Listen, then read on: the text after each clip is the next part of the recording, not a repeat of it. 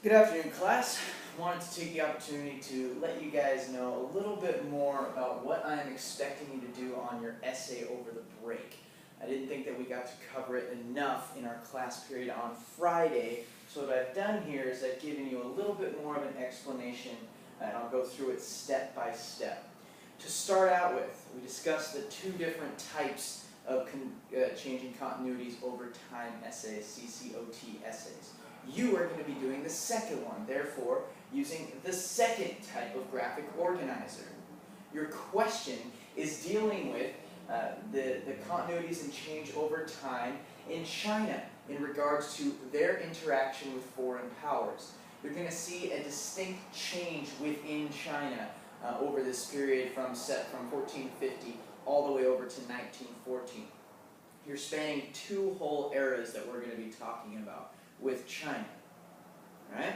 So, what you're going to do is you're going to start out by making one of these graphic organizers. You can do it online, you could do it on using a Google Doc, you can do it in Microsoft Word, you can do it in your notebook, either way. I've given you guys the page numbers in your textbook to refer to. Know that you will have to do some outside research as well. Alright, so to start out, what you're expected to do is come up with three different aspects. And as you do your reading, you're going to be looking for these three different aspects across the entire time period. Now, when we look at our CCOT essays, what it says is always start in the origin, find a transition event, number one, find a transition event, number two, and then give a brief description of your aspect in the end of the time period. So you're going to start with the origin, 1450. This is going to be the Ming Dynasty. Right? I've given you the next transition event. This is going to be the emergence of the Qing Dynasty, spelled Q-I-N-G, the Qing Dynasty. Your second transition event is going to be a spheres of influence. We're going to see Europe taking over, not officially, but heavily influencing China, developing what's called spheres of influence. Lastly, you're going to be looking at the rise of nationalism and the fall of the Qing Dynasty. You're going to see some uprisings happening.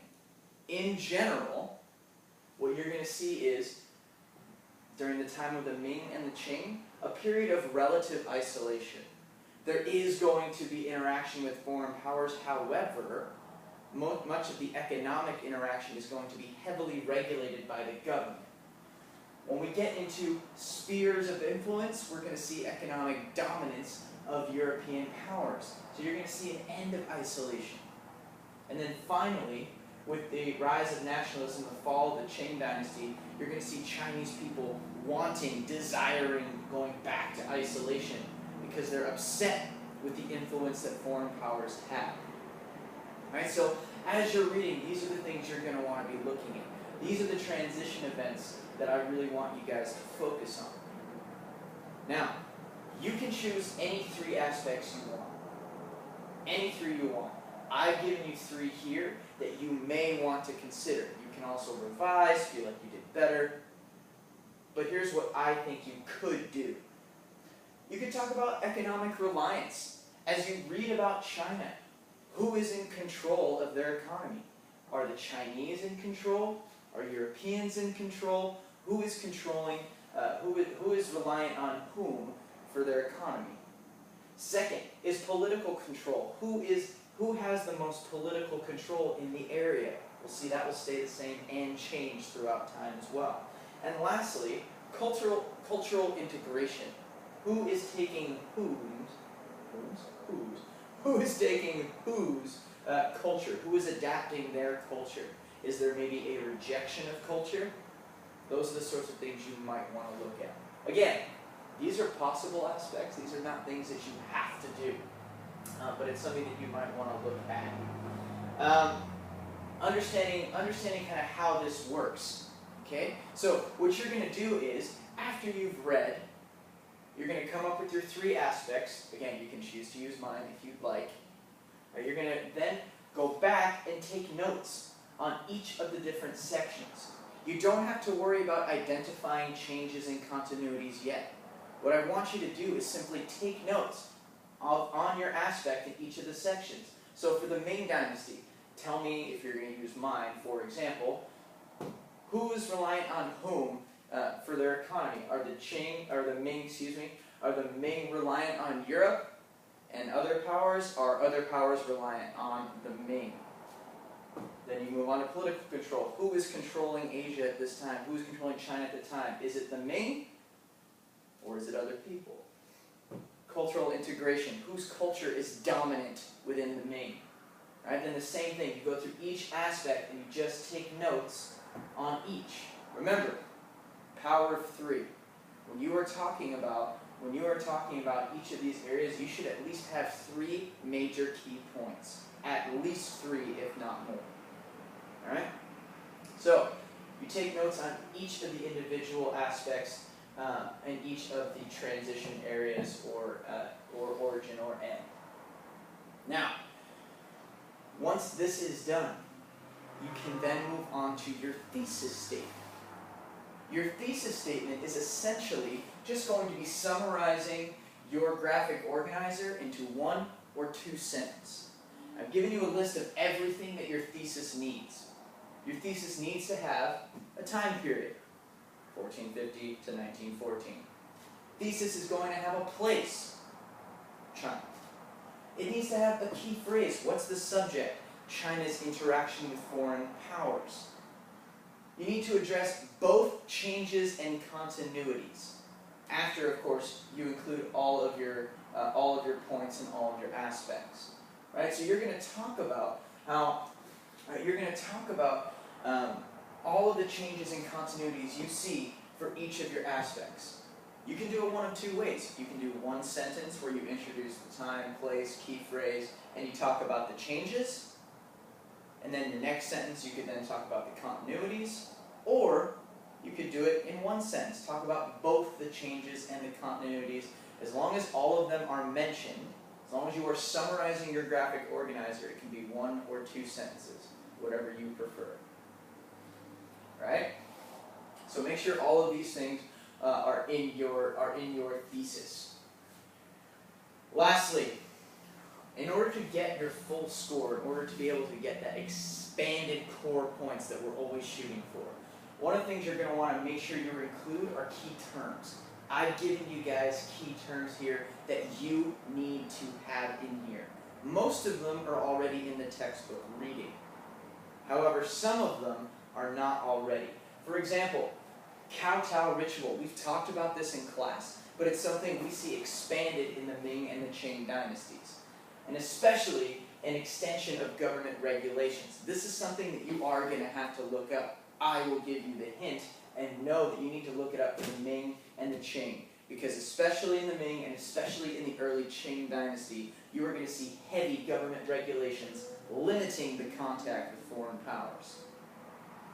Right? The Manchus you need to figure out. Spheres of influence, I've already talked about that, but you're going to want to make sure you understand and clearly define what a sphere of influence is. Feel free to email me with any questions. Nationalism. Nationalism is going to be something that we see talking about in the fall of the Qing. In a sense, nationalism is national pride. As Americans feel having national pride, singing God Bless America in baseball games, wearing t-shirts that say proud to be an American. Having national pride, pride in your own country, that is what nationalism is. It's actually something that we haven't talked about in the course, but it's something that grows, particularly when we start talking about Europe during this time period and even into past 1750. And so China is going to develop its own sense of nationalism, which you need to understand. The Boxer Rebellion.